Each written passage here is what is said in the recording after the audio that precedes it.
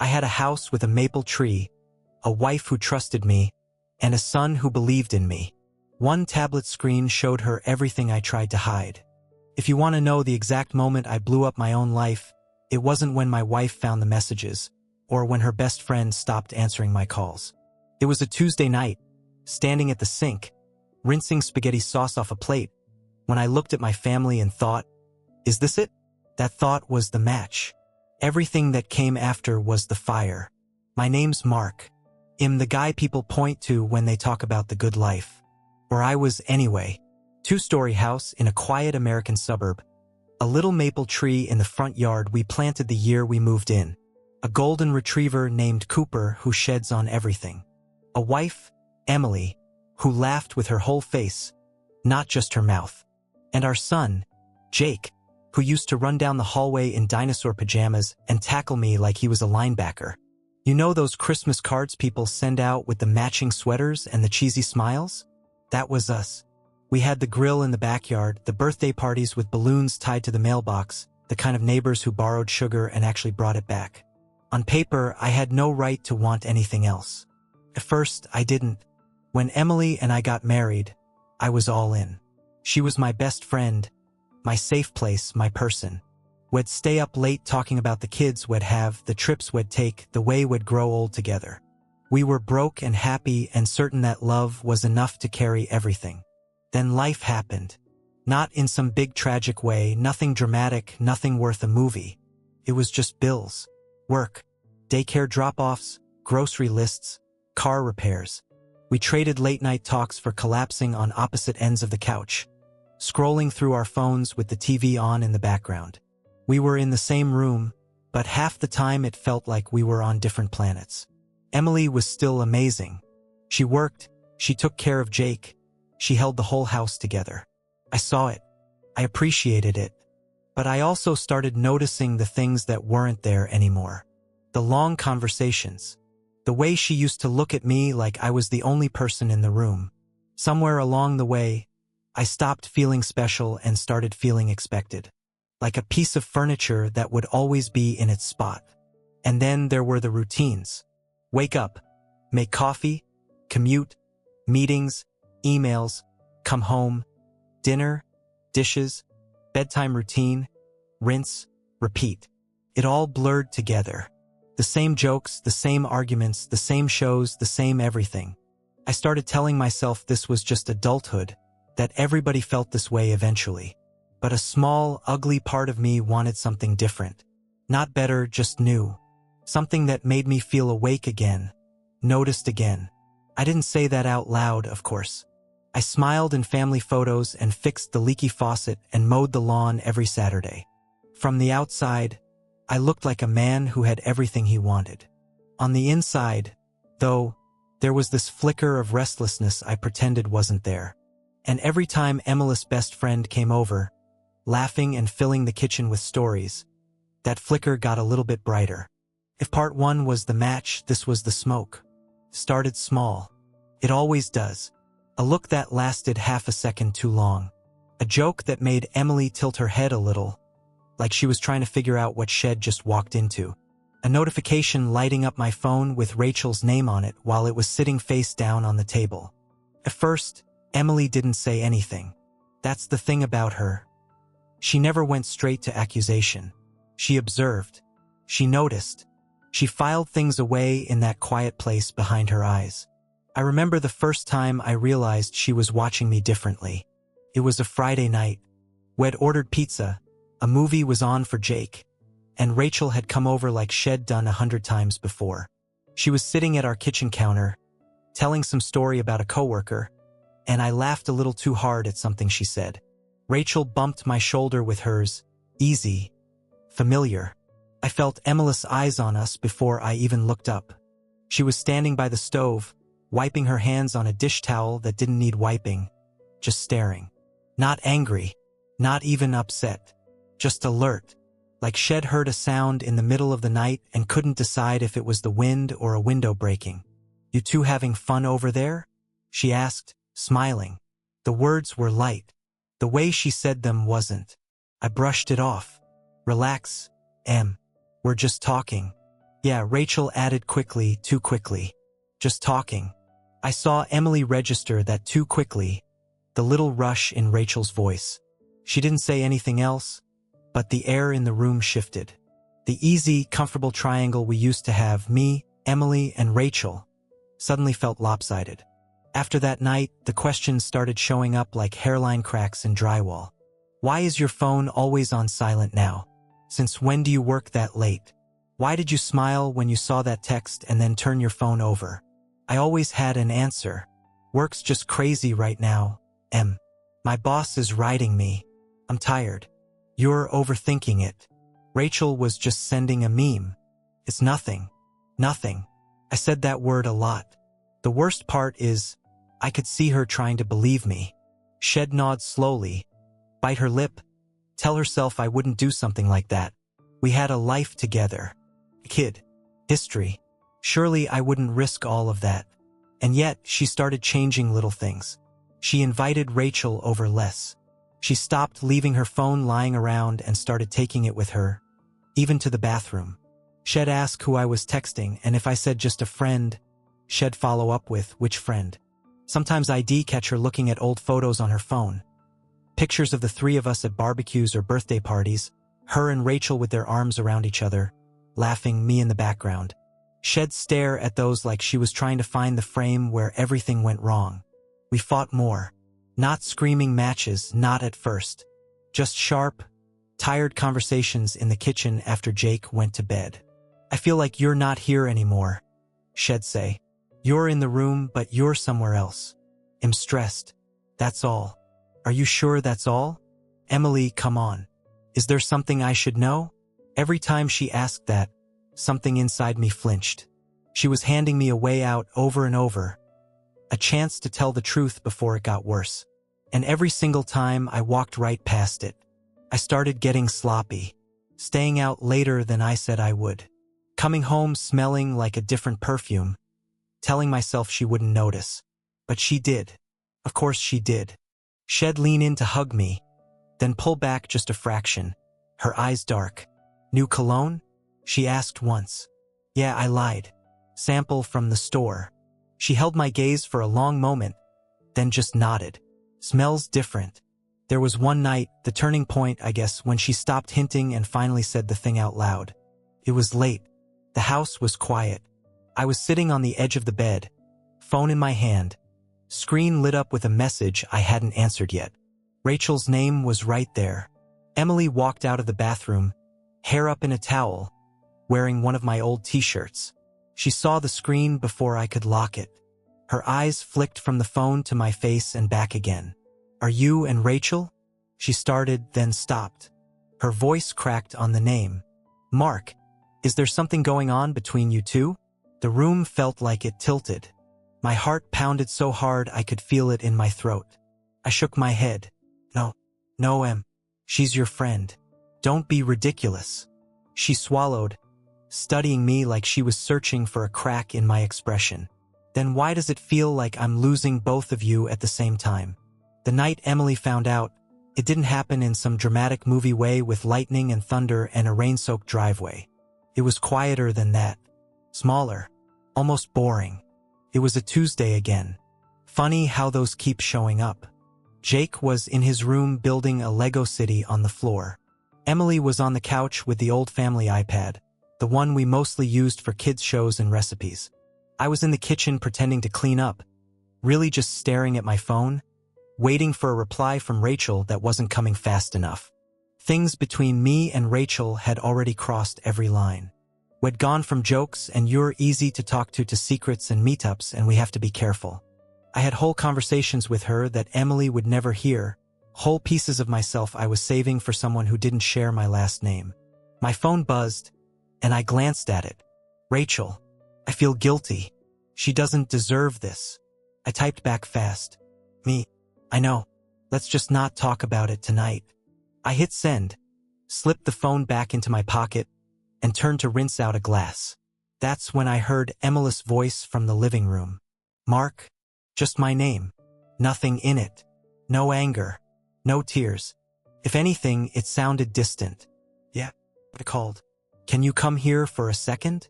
I wiped my hands on a towel and walked into the room, already rehearsing something stupid in my head. Maybe she needed help logging into an app. Maybe Jake changed the settings. She didn't look up when I walked in. She was staring at the iPad, her knuckles white around it. The TV was on, but muted. The room felt too bright. "What's up?" I asked. She turned the iPad around and set it on the coffee table between us. My messages with Rachel were right there. Every word, every joke, every "I miss you," every plan. The kind of things you send when you think nobody else will ever see them. Apple's little gift to the unfaithful. Synced devices.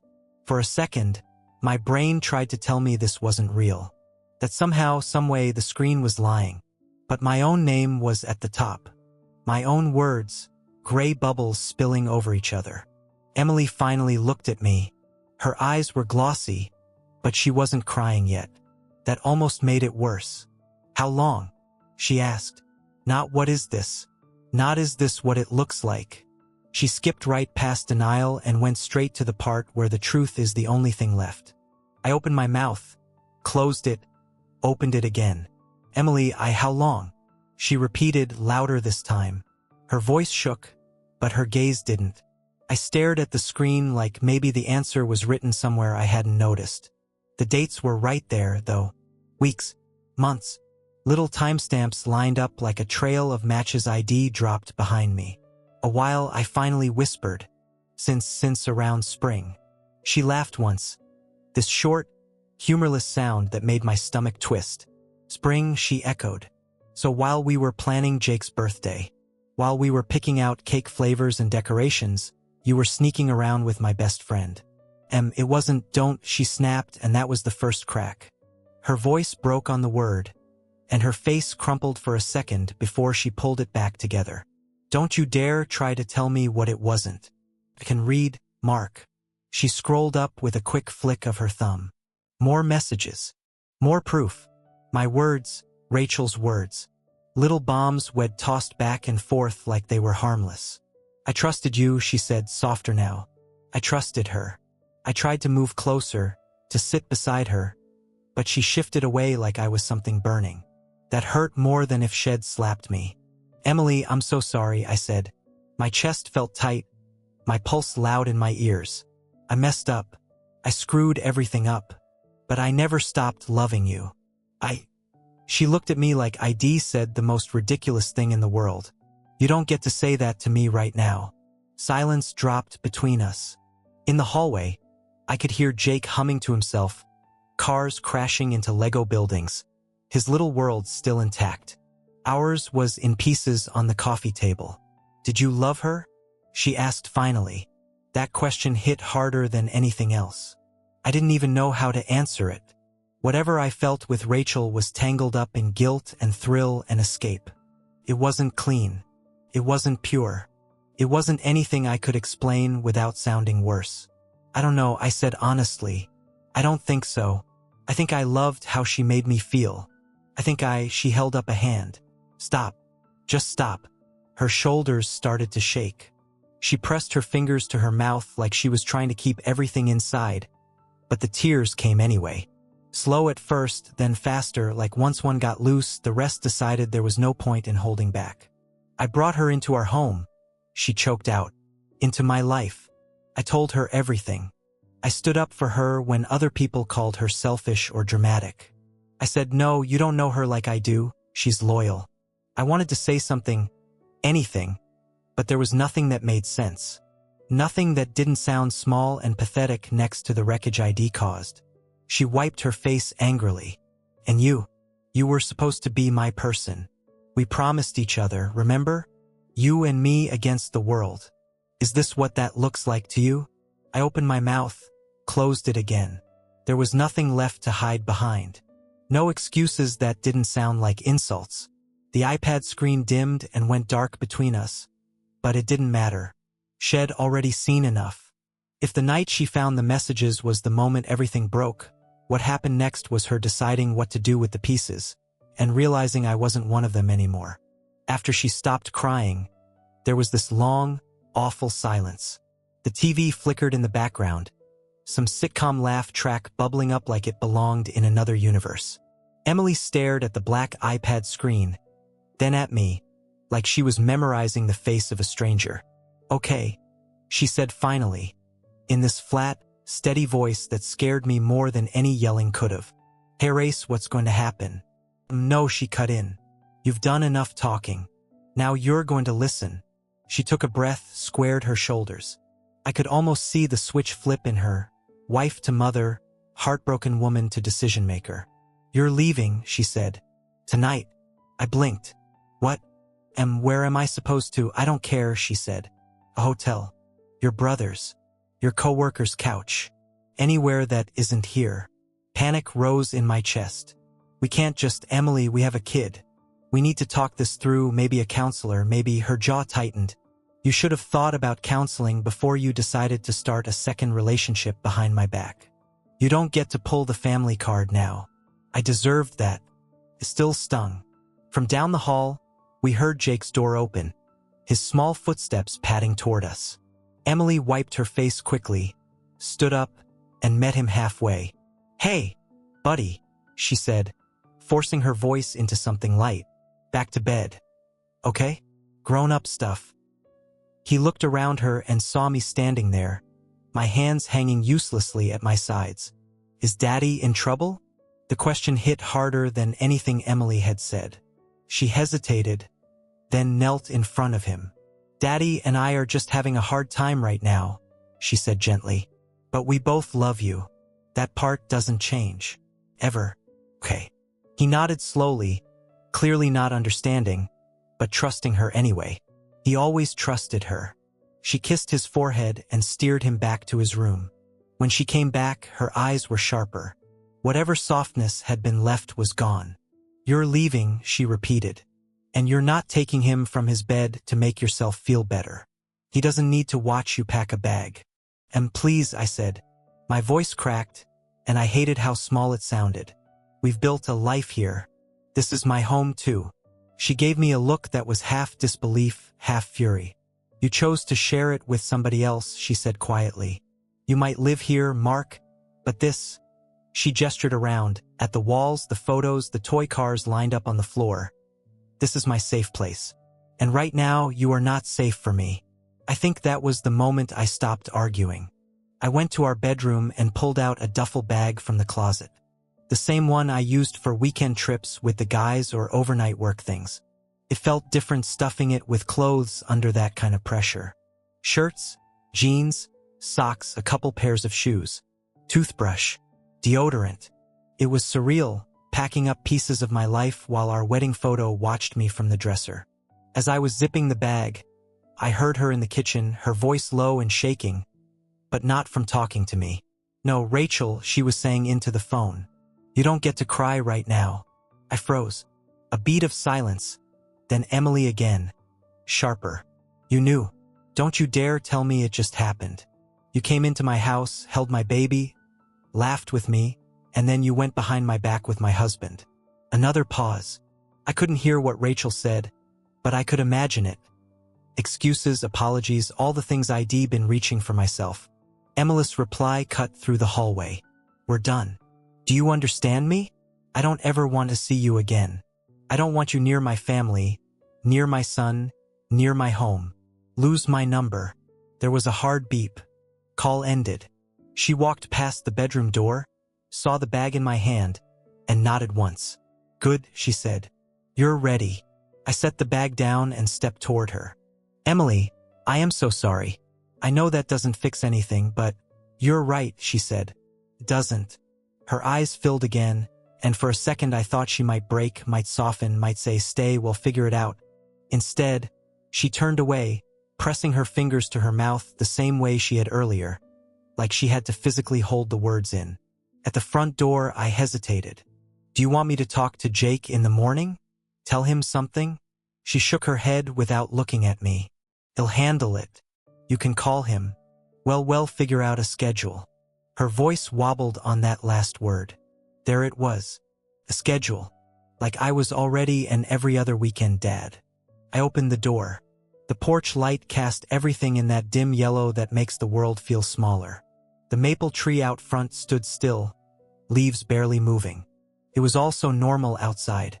A quiet street, parked car. The life of a man who hadn't completely ruined everything, except I had. "Emily?" I said softly.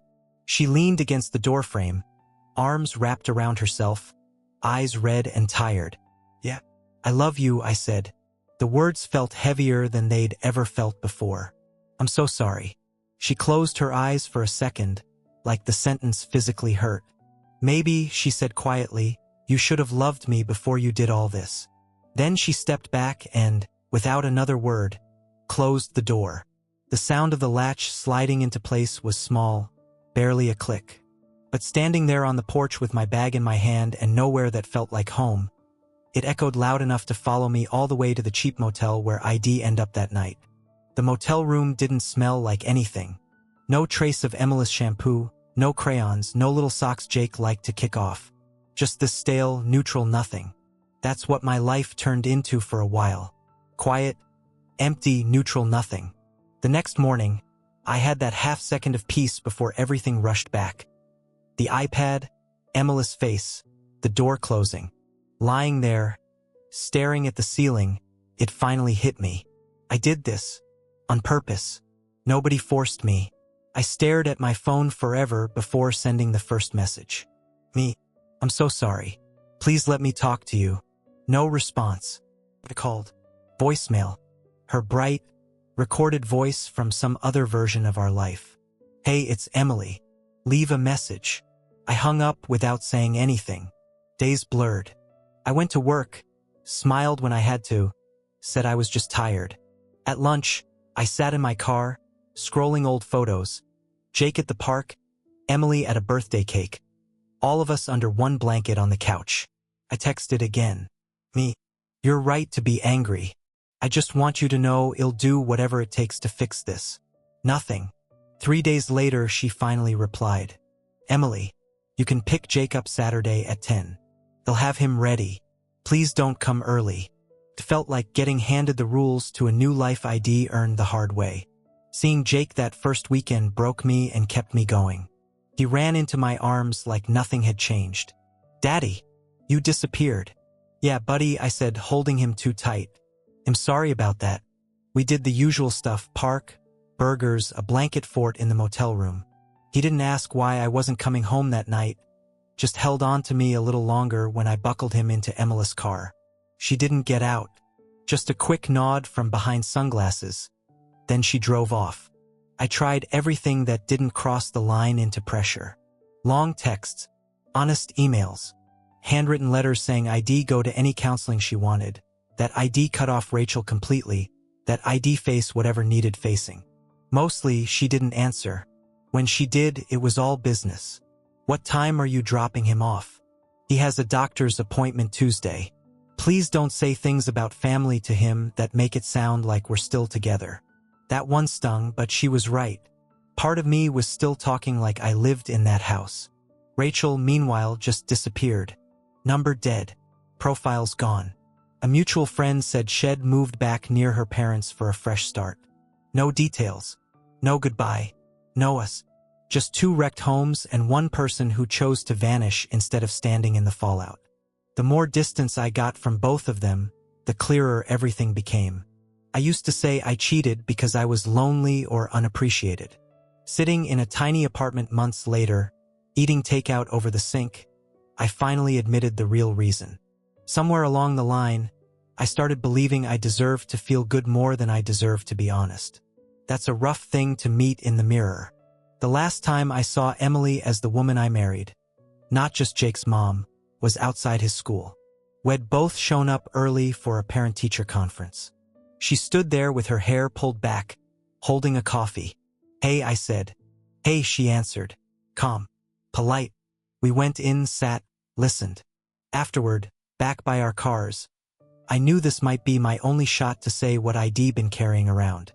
I said, "I know I don't have the right to ask for anything, but if there's ever even a small chance." She shook her head before I could finish. "Mark," she said, "I believe you're sorry. I think you wish you could turn back the clock." "I do," I said. "More than anything. But loving someone, She went on, means not putting them in a place where they have to wonder if they're enough. I can't live in a house where every time your phone buzzes, I wonder. I can't rebuild trust in rooms that have memories I didn't know about. My throat tightened. So that's it? For us as a couple? Yeah, she said. For us as parents, we'll always be connected through Jake. But you and me, the way it was, that's gone. No big scene. She just tightened her grip on the coffee cup, got into her car, and drove away. I watched her taillights and knew there wasn't a speech or a bouquet on earth that could fix what I'd broken. I'd already had my one shot at forever. I'd spent it on something temporary. Now, years later, what sticks with me most is how normal the beginning was. I didn't wake up one day and decide to blow up my family. I let little selfish choices pile up. Tiny lies. Hidden messages. I turned attention into entitlement and called it finding myself, when really I was losing the best parts of who I was supposed to be. People say everything happens for a reason. I'm not sure. I think things happen because we make choices or ignore warnings or convince ourselves the rules don't apply to us. And then we live with it. So here I am. I see my son. We share weekends and holidays.